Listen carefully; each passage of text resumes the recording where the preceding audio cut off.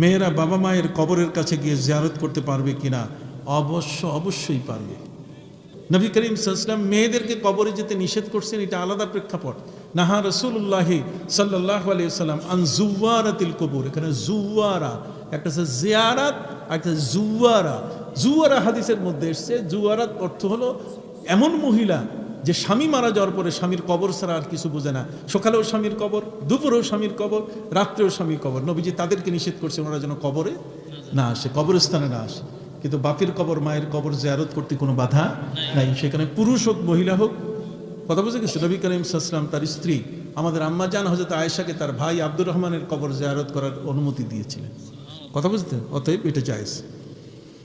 আচ্ছা, এখানে অথবা দূরে থেকে দোয়া করলে কতটুকু কাজে আসবে? হ্যাঁ, দূরে থেকে তো কোনো অসুবিধা নেই। আমাদের তো দূরের, আমেরিকায় থাকে, ওইখান থেকে বাংলাদেশে কথা কন না?